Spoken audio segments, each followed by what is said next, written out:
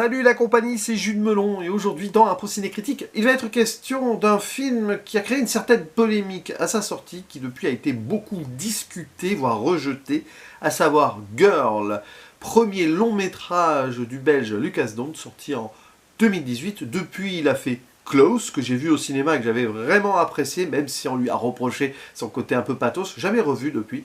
Et là, bientôt, il propose son troisième long, à savoir Coward, au Festival de Cannes, d'abord, et qui sera plus un drame de guerre. On ne sait pas, ce sera presque encore peut-être dans l'intimiste, on va dire ça comme ça, parce que ces deux premières réalisations l'étaient vraiment. J'ai pas vu ces courts-métrages en parallèle. Au casting, dans le rôle principal, nous avons un jeune adolescent, qui avait 15 ans au moment du tournage, Victor Polster. Et sur ce choix-là, évidemment, il y a eu des choses à dire, voire à redire. Le père est joué par Harry Voltalter, grand acteur aussi, qu'on a pu voir depuis, notamment dans le procès Goldman, et d'autres personnalités du cinéma belge, probablement autour, que je ne connais pas. Donc je ne vais pas forcément citer leur nom, et je ne vais pas me risquer à écorcher aussi leur patronyme. Et voilà, découverte tardive me concernant, ça fait un petit moment que je devais le regarder, mais j'ai repoussé ceci un certain temps, car j'ai lu et entendu beaucoup de choses forcément autour, et je comprenais les problèmes. Donc évidemment, je vais me positionner ici après avoir vu l'œuvre d'un point de vue qui est le mien, mal cisgenre, mais évidemment avec une certaine compréhension de certaines choses. Et du coup, sur certains choix narratifs et de mise en scène, oui, peut-être, il y a des choses à redire. On va donc suivre l'histoire d'une jeune adolescente prénommée Lara, qui est donc jouée par un garçon. Et dans le film, elle fait sa transition. Voilà, c'est une femme trans. Une adolescente trans, qui va aussi faire sa transition de l'âge adolescent à l'âge espéré adulte. Elle veut devenir une femme. Elle est déjà femme, adolescente. Elle veut devenir femme, peut-être que pour elle, ça ne va pas assez vite. C'est une des thématiques du film, qui peut résonner de façon maladroite, évidemment, avec la transition, notamment médicale, qui accompagne donc ce désir et cette identité qu'elle a depuis toujours. Enfin, dans le film, on n'a pas de précision plus, mais grosso modo, voilà. C'est pas facile pour elle, d'autant plus que à côté, alors vous voyez, il y a beaucoup de choses. Elle est danseuse de ballet en devenir, donc là c'est un peu comme Black Swan, le film de Aronofsky. Il faut vraiment s'entraîner dur, la souffrance du corps pour arriver à cela, notamment au niveau des pieds, etc. Et évidemment, il va y avoir une allégorie faite avec ce qu'elle vit au quotidien dans sa vie privée et personnelle. Alors, vous allez me dire, sur le scénario, c'est très chargé. Oui, ça l'est. D'ailleurs, Lucas Dont est accompagné de son co-scénariste qui sera ensuite sur Close et qui va être dans son prochain, et aussi son chef-op. Bon, il a sa petite équipe autour. Mais, précision importante quand même dans ce contexte global, ce scénario s'inspire de l'histoire vraie d'une danseuse trans nommée Nora Monsecours qui a participé un peu à l'écriture. Bon. Donc, tout ce qui se passe dans le film serait peut-être, on va dire, en accord avec ce qu'elle a vécu ou pas. Mais en tout cas, on peut toujours avoir cette suspension d'incrédulité sur ce point. J'avoue, j'ai pas vraiment lu en détail, peut-être que c'est expliqué de façon précise à travers certaines interviews ou autres. Alors, évidemment, il y a une approche très naturaliste, enfin réaliste, proche des corps, forcément, dans ce film. On voit l'héritage des frères Dardenne derrière, et sur le plan technique, stylistique, il n'y a pas grand-chose à reprocher, parce que c'est bien filmé, dans l'intention globale, tout se tient. Il y a des choses évidemment à questionner sur certains choix, mais c'est vraiment là-dessus d'une maîtrise absolue, pour un premier long métrage en tout cas. Et on s'attache, forcément, on est en empathie avec quelqu'un qui souffre, mais le problème, c'est que cette souffrance-là est un peu trop mise en avant dans le sens quasi-voyeurisme, en fait. Bon, souffrance de la danseuse qui veut bien performer, etc. Pourquoi pas, vu et revu, mais ça fonctionne aussi dans cette idée. Par contre, sur le reste, bon, la caméra de Lucas Dont se concentre beaucoup sur le fait que pour Lara, son corps ne change pas assez vite, dans le sens où elle a on va dire, entrepris une transition hormonale. Alors, désolé des termes médicaux, là, je vais me mélanger, mais bon, grosso modo, voilà, là-dessus, c'est en phase d'évolution. Avoir rendez-vous avec des docteurs et tout. Alors, il y a un côté éducatif aussi de comment ça se passe, qu'est-ce qu'elle va ensuite devoir faire, notamment la vaginoplastie, je crois, hein, c'est comme ça que ça s'appelle.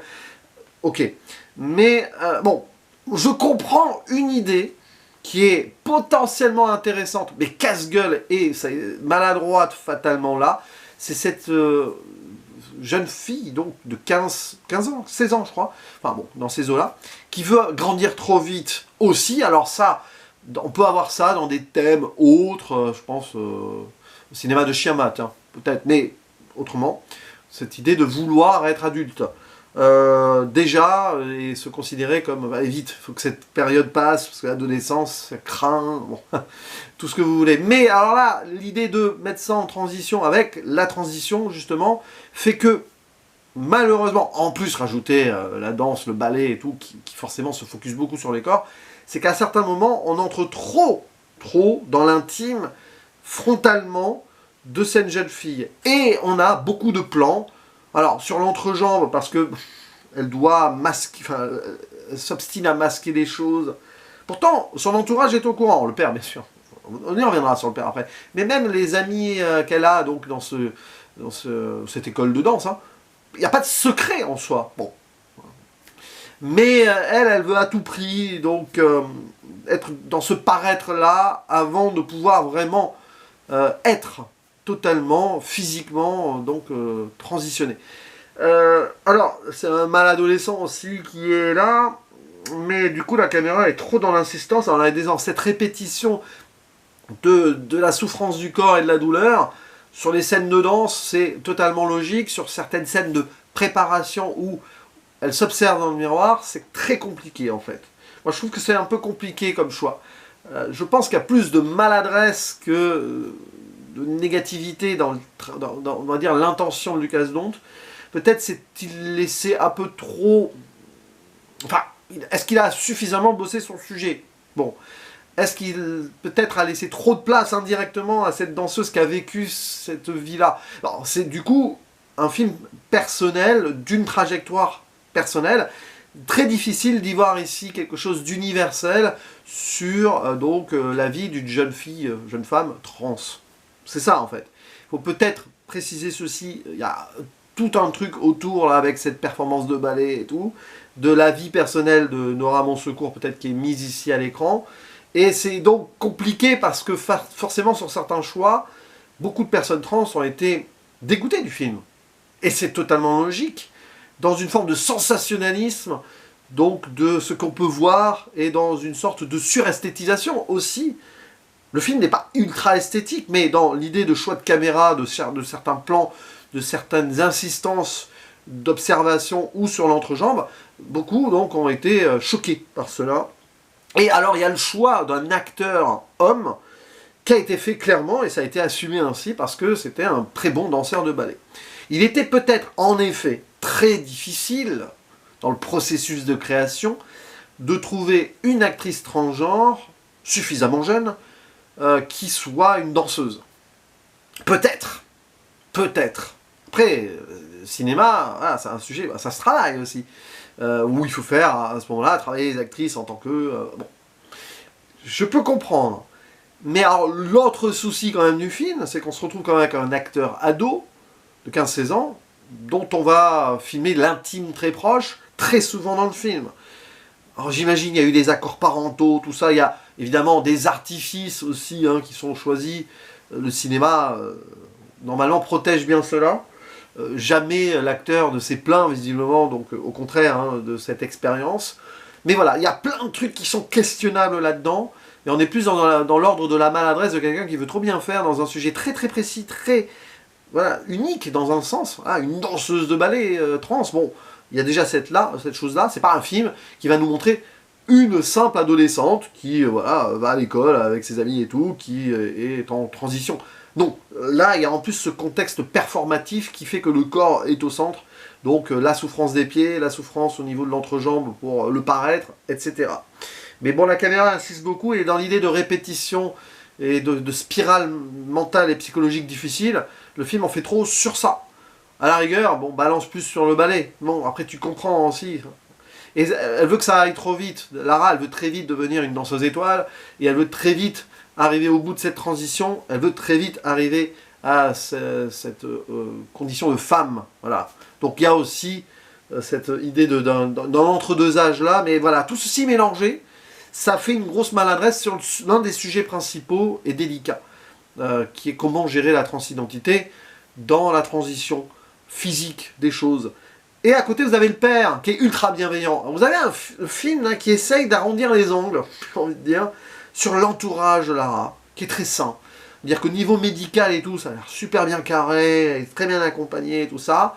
Bon, problème avec les camarades de l'école de danse, à un moment, il y a une scène assez dure, mais on est dans un peu la bêtise de l'adolescence aussi. Bah, on est tous passés par là. Je suis pas en train de faire un discours de boomer, hein, moi-même, hein, j'ai pu être très très con, hein, et même un peu même après l'adolescence. Hein, donc bon, mais oui, cette sorte de cruauté-là, de fausse camaraderie, enfin une camaraderie sur le côté très maladroit, ça va bien avec le film. Et à un moment, il y a une histoire d'amour aussi qui se déclenche, et c'est difficile dans la gestion du corps. Voilà, encore, c'est plutôt bien géré. Voilà, dans l'idée de garder une intimité, parce que ben, les choses sont comme elles sont. Le garçon devait être au courant de tout, de toute façon. Enfin, oui, je sens que c'est un des membres de la troupe, donc bon. Mais le père, alors le père, il est mais exceptionnel. Hein. C'est presque d'une naïveté confondante, mais ça existe, et encore heureux. Dans certaines familles, là, cette ouverture d'esprit, il n'y a pas de souci. Il a totalement accepté l'idée, hein, Lara et sa fille. Et bon, après, ouais, dans cette idée qu'elle est super bien entourée. Il y a le petit frère aussi, là, qui s'amuse avec elle. Bon, au moment, il y a une scène un peu dure, mais bon, c'est le petit frère, il ne veut pas aller à l'école, il dit des bêtises. Voilà. Je crois qu'il l'appelle par son dead name. Hein. Enfin, bon. Mais, il me semble, je ne sais pas, selon le montage et tout, comment on peut interpréter la scène. Parce qu'elle dit, tu m'appelles plus jamais comme ça, donc bon. Et voilà, le père exceptionnel. Voilà. Et il souffre avec sa fille aussi, mais bon. Alors lui, le père aussi, il n'y a plus la mère. Hein. Voilà. Alors elle s'intéresse à l'intime de son père. Forcément, le père s'intéresse à l'intime de sa fille, mais bon, son jardin secret. Alors il y a des petits trucs, c'est les meilleures scènes du film, hein, les relations entre le père et la fille. Limite, ça aurait été. Ça, il fallait plus le développer et tout. Il fallait peut-être écarter trop sur les intimités et tout. Mais bon, vu comment le film a été décidé dès l'écriture sur sa conclusion, parce que là, cette conclusion qui est. Alors, je vais pas faire de zone spoiler, vous voyez, j'ai pas envie. Mais qui est dévastatrice et. Il y a un gros malaise quand même. Ça a été décidé très vite. Alors là encore, peut-être que c'est ce qu'a vécu la danseuse belge en question, je ne sais pas. Mais arrivé au bout, tu te dis, waouh, bon, après, hein, finalité de flou et de transition avec une ellipse, on comprend la mutation, l'idée, mais aïe. Voilà, mais oui, je ne vais pas dire que c'est grossier, mais du coup c'est maladroit, et le rejet derrière peut évidemment se faire. Et je connais très peu de personnes trans, ou même au sens large LGBT, qui ont apprécié le film, par exemple. Voilà, j'ai une amie, par exemple, dans le contexte YouTube cinéma aussi, hein, mais pas que, qui a détesté le film. Je la salue au passage, Démétra, si tu passes par ici. Mais ouais, c'est compréhensible, parce que, en fait, ça résume, en fait, cette transition, qui est une période qui peut être douloureuse, mais qui peut être aussi pleine d'espoir. Enfin, on va être ce qu'on est depuis toujours. Ça la montre que pratiquement par le prisme de la souffrance du corps. Et c'est dommage, c'est même trop réducteur. Ça peut même faire, j'ai envie de dire, ça peut être contre-productif vraiment. Imaginez un ou une jeune ado qui regarde ce film, qui veut être en transition derrière. Je suis pas certain que ce soit positif, vous voyez, c'est un message qui donne vraiment de l'espoir. Bon, après, ça a été fait avec cela. Il y a un côté un peu misérabiliste, dans une forme de quasi-pathos émotionnel, qu'ils redévelopperont très différemment dans Close. Enfin, je dis il, c'est-à-dire Lucas Dont et son scénariste. Peut-être. C'est peut-être le problème de ce scénariste et ou du réalisateur qui veulent trop être dans... Peut-être. On verra ce que donnera son drame de guerre, là. Mais bon. En tout cas, voilà, c'est mon avis, qui est très mitigé, en fait, hein, parce que on peut être schizo sur ce genre de film-là. Donc sur le Girl de Lucas Dont, n'hésitez pas à me dire en commentaire ce que vous en avez pensé, d'ailleurs, hein, quelle que soit votre expérience personnelle avec ce film. Évidemment, c'est très personnel aussi le ressenti qu'on peut avoir. Moi, je peux avoir un ressenti double. Je me mets à ma place propre, et j'ai lu, j'ai entendu des polémiques, mais même sans les avoir lues et entendues, j'aurais quand même grincé des dents sur certaines choses que j'ai évoquées. Donc à vous maintenant les commentaires, là j'ai envie qu'on discute et qu'on débatte sur ce film. Voilà, c'est important, je pense, d'en parler. Et on verra, hein, le prochain à Cannes, moi j'y serai pas à Cannes, hein, je vous le dis d'avance, peut-être qu'il sortira dans l'année aussi en salle chez nous, on verra bien. En tout cas en attendant, je vous dis à la prochaine, ciao.